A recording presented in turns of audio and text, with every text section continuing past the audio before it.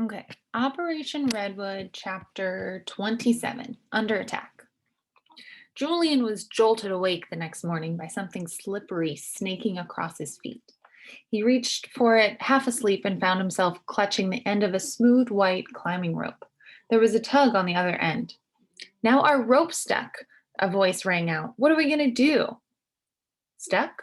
What'd you get it stuck on? I don't know. Ah, you bumbler. Julian froze. Maybe his uncle had sent these goons. He looked quickly around. The girls were quiet, and Danny was snoring lightly, his mouth slack. Julian gave him a small kick and said it in his ear, "Somebody's trying to break into the treehouse." Danny grasped the danger immediately. He crawled stealthily over to the girls and squeezed their noses until they woke up, sputtering. "We're under attack. Wake up," he whispered.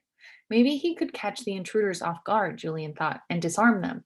He yanked the rope with all his strength, but whoever was holding the other end had a firm grip. Danny sneezed 3 times. "Hey, somebody up there?" a voice called out. Robin was sitting up, wide awake, while Ariel blinked and stretched sleepily. They were both in their nightgowns. Julian crawled over the railing where the intruder's rope went up and over the beam and motioned to the others. Below them stood 2 disheveled young men wearing enormous stuffed backpacks. Tied to the backpacks with odd bits of string were pieces of clothing, water bottles, a battered guitar case, and pots and pans of various sizes. "Go away," Robin said. "You can't make us come down." "It's those kids. They're still here," said the one holding the rope. He wore a tie-dyed bandana and had a scruffy blonde beard. "In their jammies." "Why wouldn't we be here?" Danny said. "Who are you anyway?" "I'm Trout," he nodded at his friend, "and he's Crow." Crow smiled broadly and touched a hand to his red knit hat in greeting. Beneath his hat, his brown hair hung lankily around his round face, and his nose stuck out like a small potato. "Why are you attacking us?" Danny said. "Whoa, slow down, slow down. We're not the enemy," Crow said. "We're on your side. We're here to join you in the fight for our Redwood friends," Trout continued. "We're going to continue the sacred vigil." "Well, we're still here," Robin said. "Go away. This is our treehouse." "You're Robin, right? I'm Crow. You're Robin. That's kind of funny. Crow, Robin, birds of a feather and all that." He reached under his red hat and scratched his head. "How do you know my name?" Crow turned to his friend in amazement, then stared back up at them. "Come on, you're famous. Old growth forever. Yes." Robin turned to Julian. "Hey, they read the article." "Oh, yes, the article has been read," Trout said, pulling on his scraggly beard. Read deeply and digested. By us, by others in high places. "Let's just say I don't think Mr. Sibley Carter got his 40 winks last night," Crow added, and unexpectedly, he closed one round brown eye and gave them a wink. "What do you mean?" Julian asked. "Some of our acquaintances were in the neighborhood," Crow said, "with signs." "Signs and songs," Trout intoned. "Don't forget songs." "They're picketing Carter?" Robin asked in amazement. "I can't believe it. This is fantastic." "Are they still there?" Julian could picture Preston staring in consternation at a bunch of noisy protesters outside his window. "Who knows?" Crow said with an air of mystery. "Do you hear what they're saying?" Robin shouted. "It's working." "If we're so famous, who am I?" Danny called down. Crow looked at him blankly. "Who's he?" he whispered. Trout frowned and pulled at his scruffy beard. "D something," he muttered. "Dick, Duck, Dirk. No, Darwin. Davy. Lopez." Crow shouted, "Lopez!" Crow shouted out with a huge grin. Danny looked down at them severely. Danny Lopez." "And you're Carter's nephew," Trout said, pointing to Julian. "And you," he pointed to Ariel, "you're that sweet little earth-loving girl." Ariel frowned. They all stood in silence, staring at each other. "Maybe you could lower that chair thing down so we could come up and get acquainted," Trout said at last. "This could be one of Sibley's tactics," Danny warned. Robin narrowed her eyes. "No way," she shouted down. "Go find your own treehouse." Their faces fell. "You dumb bumbler," Crow muttered. "I told you this wasn't going to work." I didn't say it was going to work. I said it might work. I said if it worked, then it would be a good idea. No way. You said it'll work. It'll work. We'll scale the treehouse. The children glanced quickly at one another. We need to talk, Julian said privately. No problemo, Trout said, and the two of them ambled over to a nearby tree. Robin and Ariel went into the cabin and changed into shorts and t-shirts. Then the children gathered together on the deck. Maybe we should tell them to come back another day after we're gone. We can't leave our treehouse to those guys. Robin looked at them in disbelief. Look at them. They were lying on their backs with their packs still on, like upside down turtles. Whoa, Trout cried out. The treehouse is below me now. The kids are all upside down. Robin had a point, Julian thought. Okay, we won't let them up. We won't let them up for now. But what about when we leave? We couldn't stop them even if we wanted to.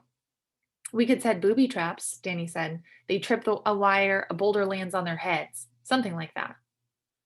The children began discussing the pros and cons of various protection and surveillance devices.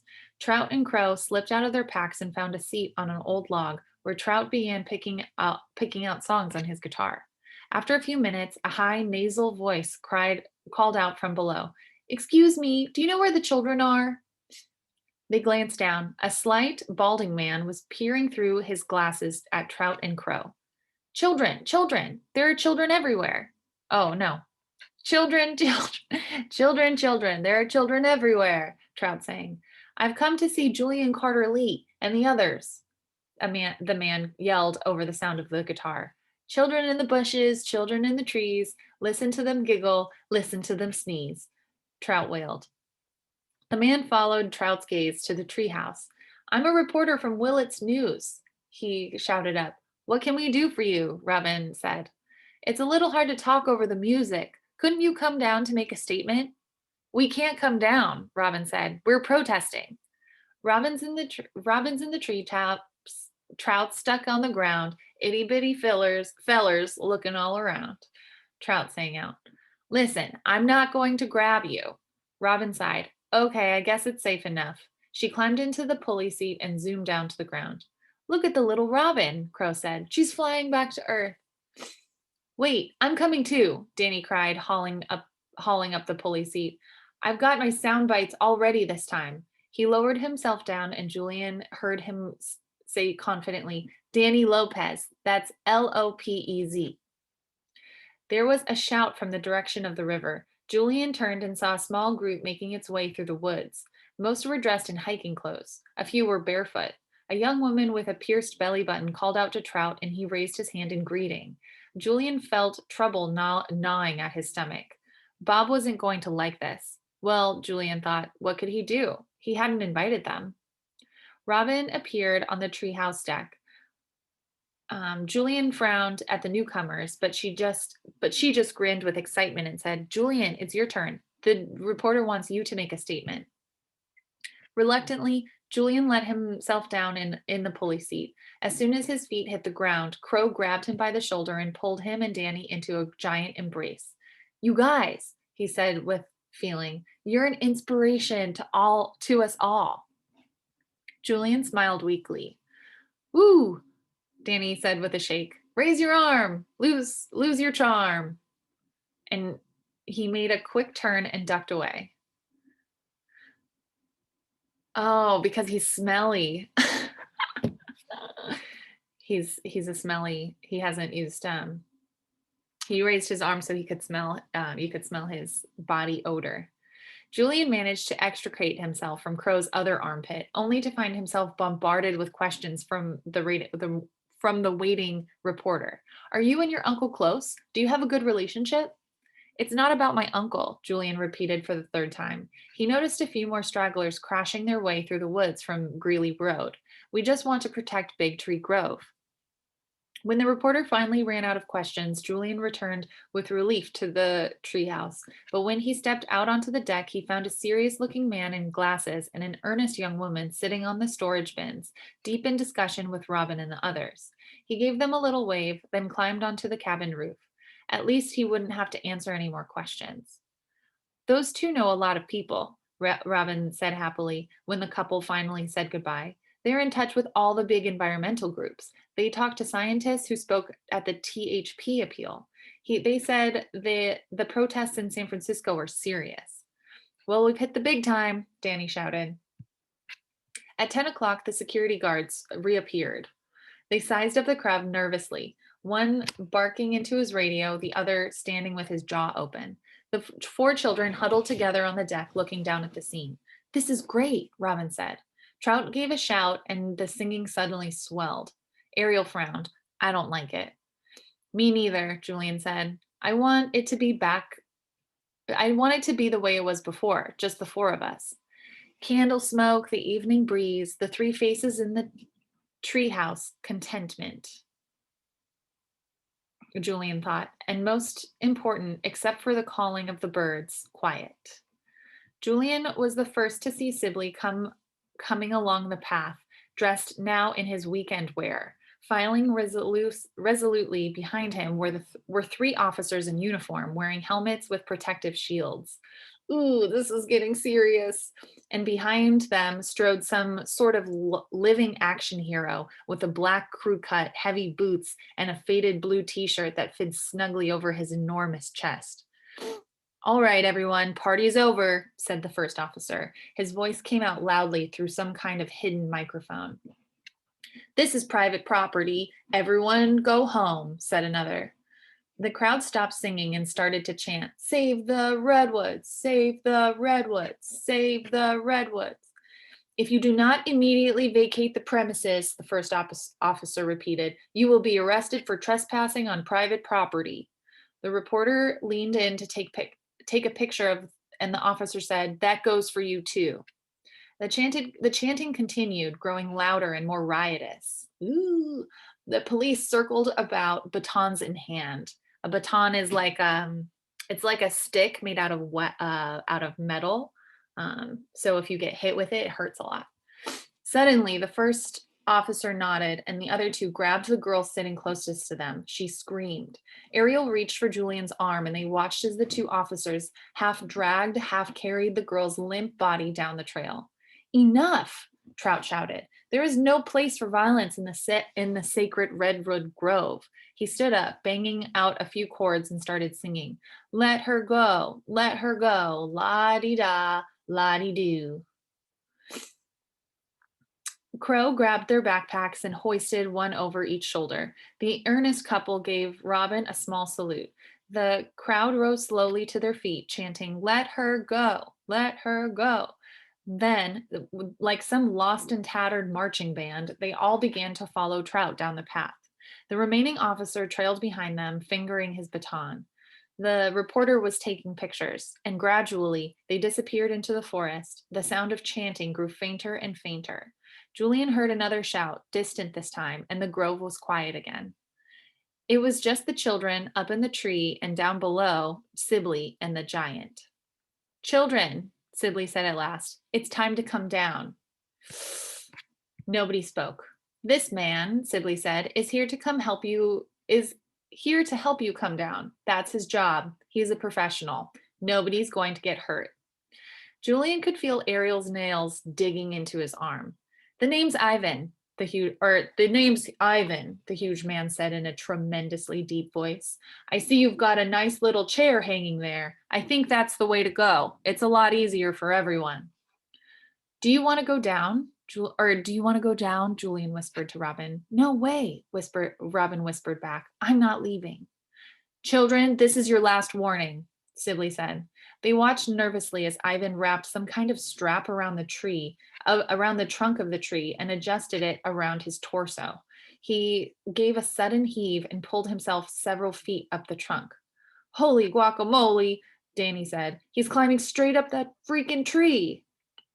They stared mutely as he came higher and higher toward them. How is he doing that? Julian finally said. Robin scowled. He's got some kind of nails in his boots. Geez, oh man, Danny said in awe. We're being attacked by Paul Bunyan. Paul Bunyan's like famous lumberjack. Um, he's down below us. I don't see how he can get up into the treehouse, Robin began, but before she could finish, a green rope looped up and over a branch, and Ivan's slightly bug-eyed face appeared above the railing. They could see each short black hair sticking out of his pale scalp. Within moments, he had swung his huge body over the railing and onto the deck. Hello, kids, Ivan's voice boomed out like a tuba. Well, what'll it be? He held out an enormous muscled arm toward Ariel. What about you, Blondie? Ladies first? Ooh. Ariel shook her head almost imperceptibly. Freckles? He held out his hand appealingly to Robin, but she just crossed her arms and didn't budge. Come on, boys. This is going to be a lot easier if you cooperate. But we don't want to come down, Julian said. How much do you weigh? Ivan asked appraisingly, his head to the side. I don't think more than 100 pounds. Without warning, he lunged toward Julian. He almost grabbed him, but Julian took a step to the side, ran along the storage bins, and scrambled up onto the roof. He crouched down onto the sloped shingles, his heart racing. Everything around him seemed to have a hard, bright edge around it. Ivan looked down at Sibley and lifted his gorilla hands in a questioning gesture. Leave the others, Sibley said, but get Julian. We can't let this go on any longer. Julian looked around for an escape route, but before he knew it, Ivan had bounded onto the roof next to him. Jump, Julian, Robin cried, and Julian jumped free just in time.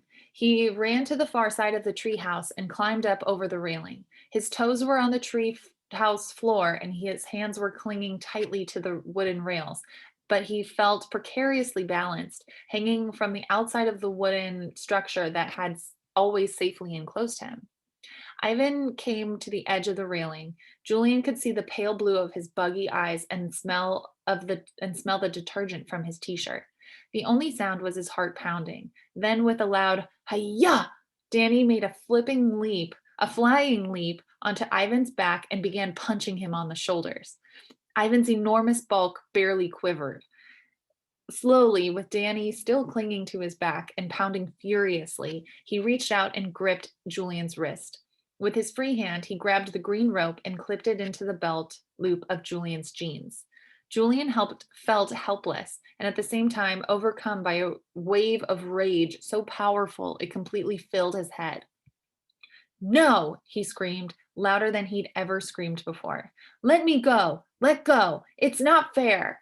He couldn't stop himself. It was almost as if his voice was coming from somebody else. And then, from far below, in a commanding tone that broke through the sound of his own screaming, Julian heard a raspy voice cry out, Young man, let go of the boy immediately. This has gone far enough. Whew. Heated chapter. Oh my God.